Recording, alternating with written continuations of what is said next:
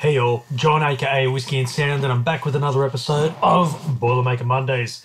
Now, I've been given a sample of a very peculiar whiskey.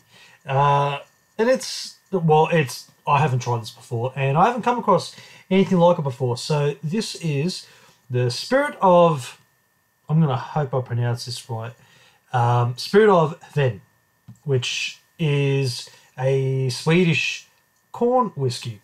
Called MerCurious corn whiskey. So this is, to my understanding, a Swedish take on American whiskey. So they got their hands on American virgin oak casks and had I've got to double check the mash bill because there's a bit going on with it. So it is 88% corn, 5% wheat, 3.5% barley, and 3.5% rye. And the maturation is between 3 to 8 years, depending on the cask recipe. Apparently, every batch comprises of 14 casks, all playing an important role in this particular whiskey, and all made of American air-dried virgin oak. So, on that note, I've been left a portion of the sample, so I'm going to give it a shot and see how it goes, and then see what on earth I'm going to pair it back with. But I felt like doing something really, really different and really out there. So without any further ado, let's... Really? At this time of night? Anyway. Not to worry. Well, it is lockdown, so hey, anything goes. Alright. Oh, that is a very fresh and vibrant smell. Very fresh nose. And yeah, this is quite delicate actually. Super fruity. It's... What is that? That's probably just the oak that's blending up against the kind of fruits. I'm getting like pears on it, some apricots, even getting some lychees in there as well.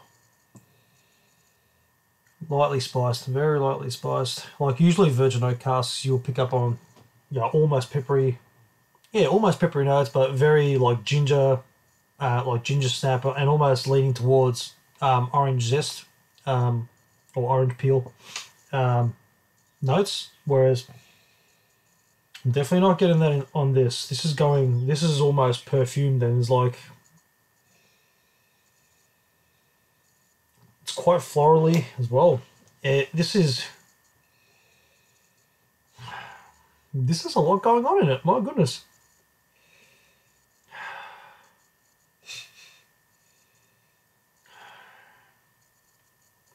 Yeah, right. It's quite...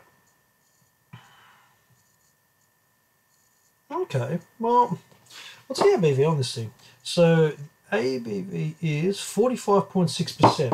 Alright, no worries. It's like a medium kind of body, like it's oily, you can see that.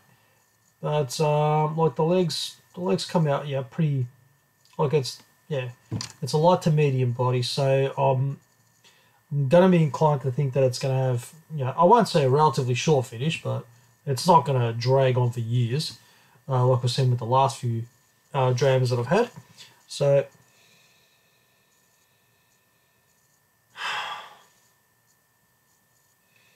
I'm really liking how this is starting to evolve. Okay, cool. Well, let's give it a taste and see how it goes.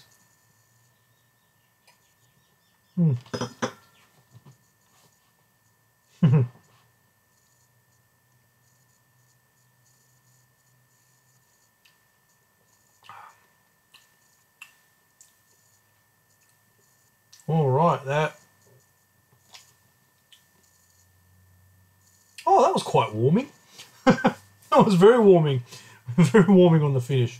Right, so that's got that's a very interesting take on an American style bourbon. really is. Or American style whiskey, I should say. Anyway, this is,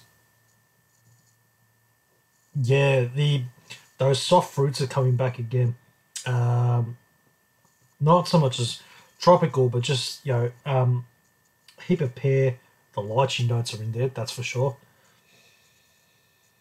Goes into like a shortbread. See, now it's perfumed on the nose. That's very super florally now. It's got like a raspberry like a raspberry and white chocolate kind of shortbread note to it that I'm getting on the nose.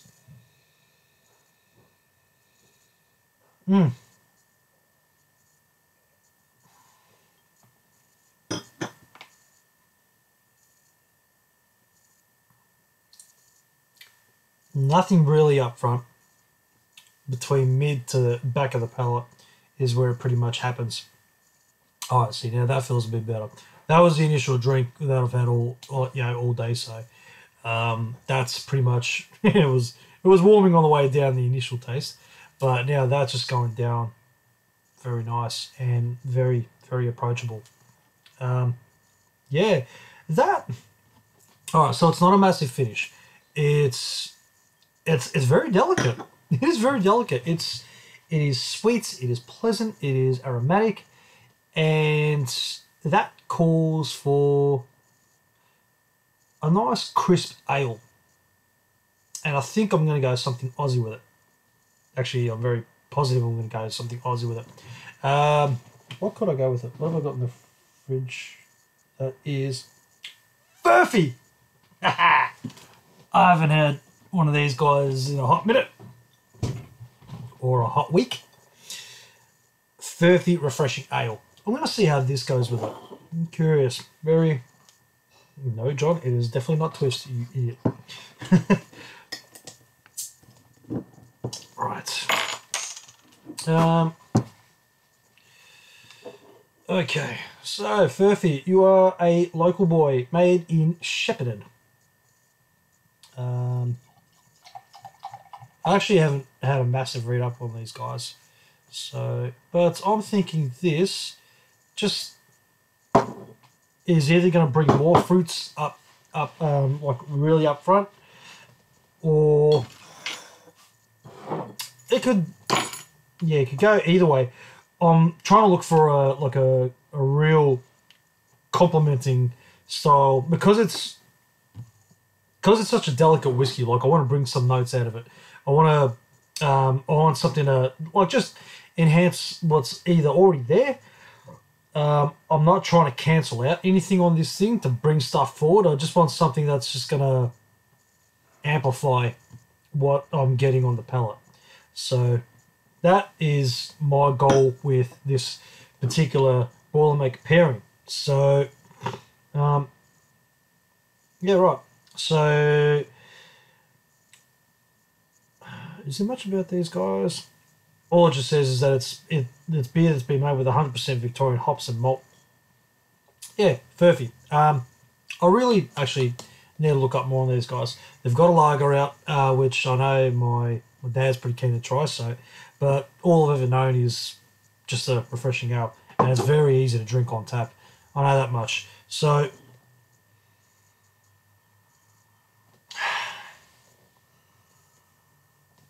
I think.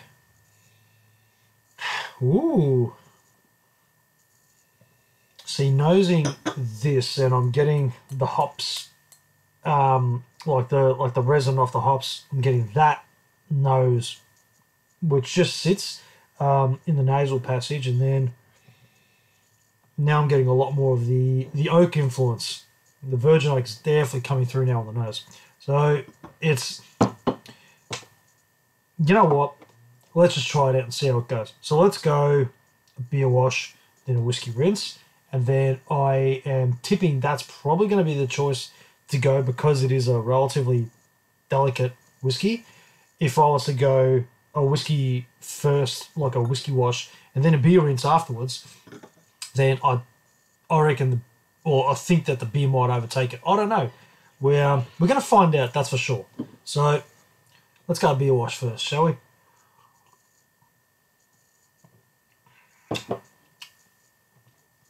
So yeah, that is light and crisp. That's definitely what I enjoy about that.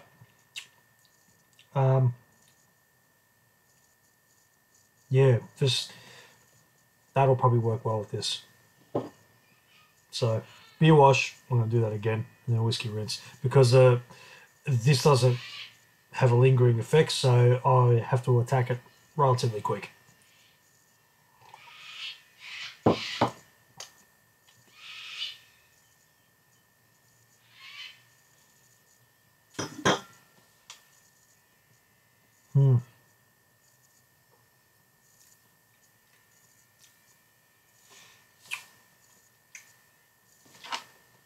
Bam, full of vanilla. And yeah, that's loads of vanilla now.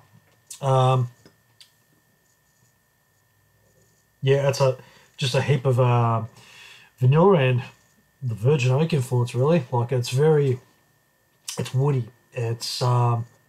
And it's very oaky. I know that much. So yeah, kind of didn't go the way that I was hoping for it to. Maybe it might work the other way around.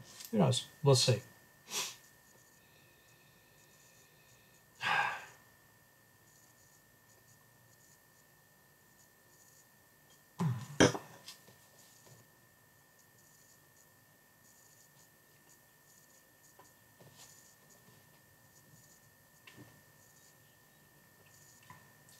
Okay.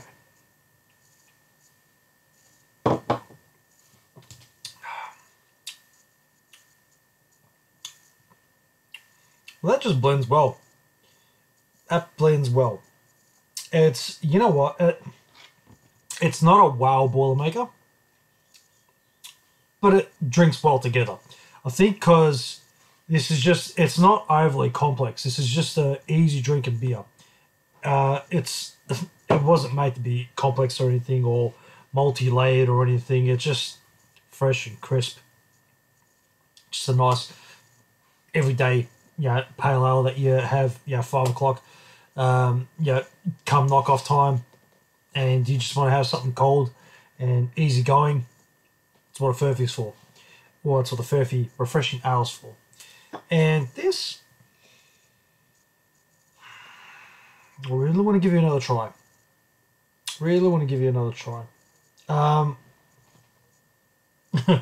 Does it mean that it needs to be hit with something along the lines of a Corona, maybe? Maybe that, as much as it kills me to say it. Actually, I shouldn't hate on Coronas. I mean, everyone's got their opinion on Coronas, but they are what they are. Like, chuck a lemon or a lime in there and swirl it around and drink it at a barbecue and job done. It's one of those things. But maybe that's what it takes to enjoy with this. It's I wouldn't go anything. See, I wouldn't even take a sour. I wouldn't take a sour ale to this, purely because that'd be overpowering. It wouldn't work. I don't think it'll work.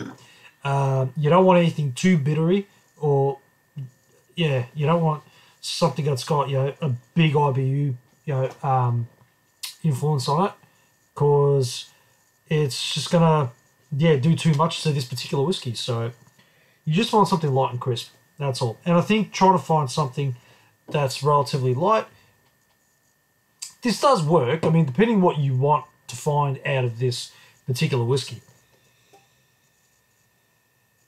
Oh, the nose is getting so much better on this. The more it just sits in the glass, it really starts opening up. That's, what a ripper. I like it. I'm a fan of the whiskey, that's for sure. I'm gonna do the beer wash again. Beer wash, whiskey rinse. Let's give it another shot. Now that I've got both on the palate a fair bit, I'm curious. I really want to see more come out of this. So, and I think it will.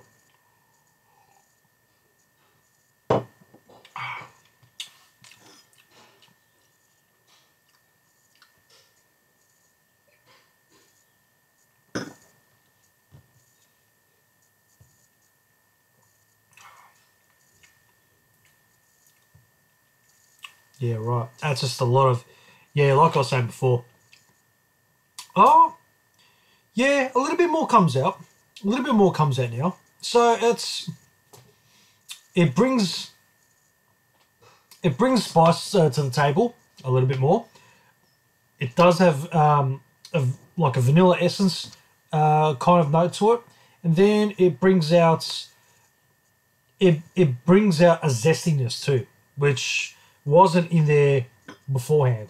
So that's a nice little surprise. Now that is what I'm picking. Well, that's the combination of the two together is gonna make it like a little zestiness about it, because that's not overly big fruit bomb in your face like a lot of other pale ales, which can be really tropical.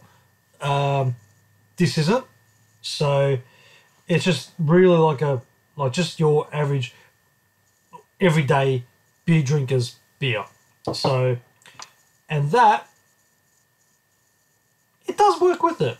It does work with it, but it is a bit of warming up to it. So, but you've got to get it in a particular time frame, because I waited a little bit longer there to have that second go of the whiskey rinse, and that was on the tail end of the finish on the beer.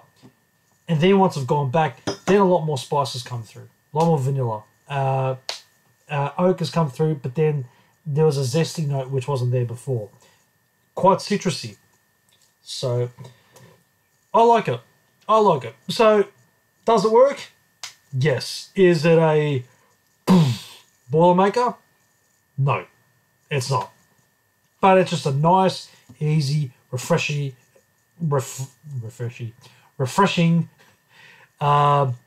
summer Boilermaker, if you want to call it that. And you know what? With the gorgeous weather that we've been having lately, it works well.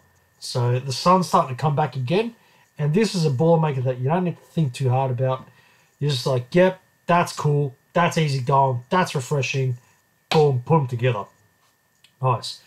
Yeah, that's how I'm going to wrap that one up. I think that worked well on the beer wash, whiskey rinse, with a bit of a gap in between. Get it on the tail end of the beer, and have it with the little Swedish take on the American whiskey. So that was a nice little surprise. I'm definitely a fan of that, and I think I'm going to be getting myself a much bigger sample of that in the near future. So thank you all for joining me on that little experiment. And I do say it was an experiment because I love getting my hands on stuff that I just have not tried before, and think, well, what could I pair it with? So if you do happen to get your hands on something like this, just look for something light, and just light and crisp is all. It's all it needs to be. You can even try it with, like I said earlier, you can hit it with like a Corona or a maybe a Peroni. Asahi would probably work really well with it because it's super dry. Something like that. I reckon that would work. That would work pretty well, an Asahi. So yeah, easily accessible beers from your local bottle-o, which is good, but that not so easily accessible. So this is one that actually, I can't remember where the person got it from that gave this to me. I think that was definitely an import job. But if I do happen to find out where you can obtain this bottling, I'll put it in the comments in the video. So on that note, I'm going to leave you all to enjoy the rest of your Monday evening. Thank you so much for tuning in and watching it thus far, and thank you so much for the ongoing support. If you're new to watching this show, please like and share, subscribe, and continue to support. Start that one again. Continue to support. By means of throwing up just honest feedback. Be brutal with me, and say whatever you want. I'm pretty thick-skinned whenever it comes to feedback in general. So if you want if you want content to go in a particular way, then give us the feedback, and I'll find a way to make that happen in the videos, in the near future. So yeah, that's more what I'm after. You know, the more feedback you can give us, the better. So, because at the end of the day, these episodes aren't just for me. This journey isn't for me, just for me. It's also for you all as an audience, because if you're curious about Boilermakers, I'm trying a whole heap of stuff here. So, and I'm doing all the hard work for you. So, I'm letting you know what works with what. If it works at all, I'm doing that. So, if you've got anything that you would like to suggest, pop it in the comments, shoot us a message. It's Whiskey and Sound on Instagram and also on my Facebook too. So even shoot me a DM and just be like, cool, I got an idea for your Boilermaker Mondays. So feel free to make any comment, any suggestions, any feedback, the more the merrier. So on that note, have a good evening and I'll catch us all next week for the next episode.